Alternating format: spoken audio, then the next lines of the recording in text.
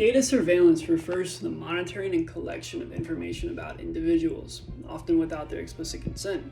And after the terrorist attacks of 9/11, surveillance drastically expanded under the Patriot Act, which granted the government broad powers to access personal data without consent in the name of national security. And 23 years later, this legacy of mass surveillance continues in more advanced ways as data harvesting technology drastically improves every year.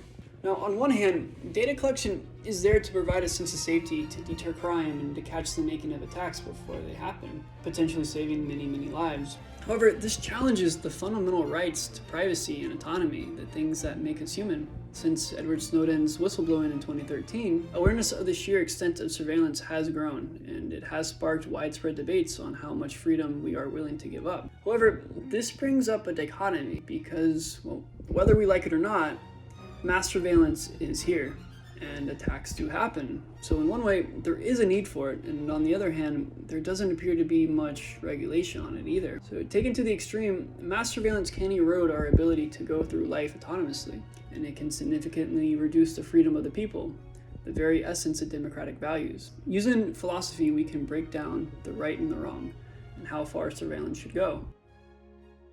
So, German philosopher Immanuel Kant heavily argued for autonomy. Kant believed that each individual has the responsibility to be rational, to act in accordance to a universe that is rational.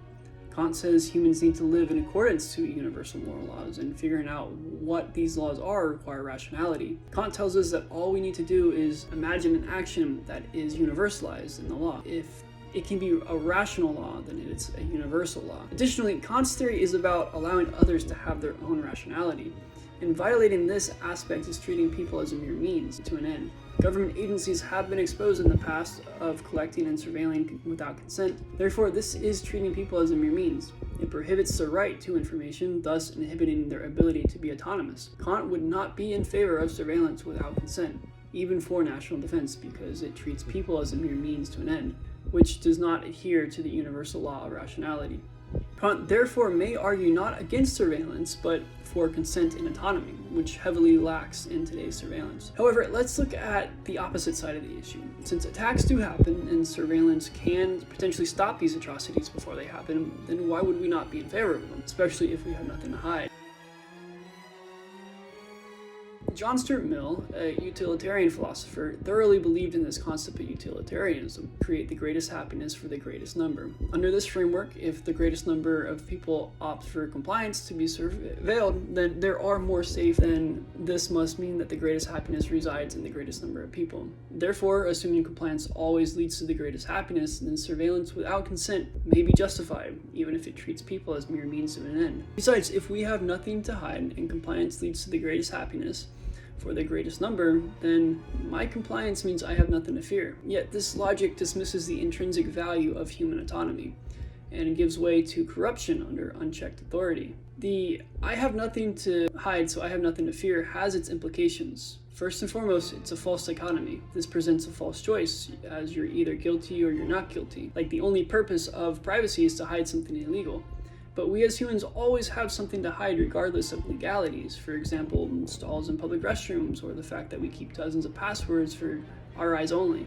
Just because we have stuff to hide does not translate to illegal actions. Daniel Solve speaks of this in his article, I Got Nothing to Hide and Other Misunderstandings of Privacy, that the argument first disregards that it is not and cannot be a problem, and secondly, it only focuses on one part of the problem. Other major side effects of surveillance include aggregation, which is combining information to make assumptions about a person. This can combine to be told false information about you. And exclusion is being prevented from knowing what or how your data is being used. Solve also speaks on secondary use of data, another effect of surveillance, which limits the control over what happens to the data once it is initially examined. It's possible if poorly secured, data can be breached and sold off to companies to make personalized ads or sold to scammers. If you believe that you have nothing to hide, then you must believe that it's okay for others to rummage through your stuff and to even sell it to others for profit. This is really doing the greatest good for the greatest number. So let's look at a potential solution from a philosopher who lived well over 2,000 years ago. Under Aristotle, the most virtuous option lies somewhere in the middle of the two extremes. Not too much, not too little. This is called the golden mean. Now, either side of the argument that we just looked at is extreme. No data surveillance under Kant, and we are at risk of serious harm. And too much surveillance, and we risk the serious implications of violations of our privacy. Somewhere in the middle might look like this. First, transparency. People should know how their data is being used. Having the individual be able to request an audit of their data at any time is essential to building trust between citizen and government. Second, accountability. There needs to be independent oversight to make sure that surveillance doesn't go too far or gets abused. So whoever stores this data must be a reliable and secure organization to make sure it doesn't get into the wrong hands. And finally, and most importantly, we have consent. Individuals need to have the choice to opt in or out of data collection to maintain their dignity and rationality. It's important to note that Aristotle also viewed the golden mean as an extreme. However, to me, I think it's the most virtuous path that we should strive to be on. Surveillance doesn't have to be all or nothing. It is needed, it is a deterrent, but it must also be used responsibly by those who control it. It can protect us without taking away what makes us human. By finding the middle ground, the golden mean, we can keep our fundamental rights to autonomy, creativity, and the right to pursue happiness. Aristotle teaches virtue lies in the middle, not in the extremes such as Kant's or Mill's ideas, and it's up to us to make sure that our policies, our votes, and practices go to reflect that crucial balance.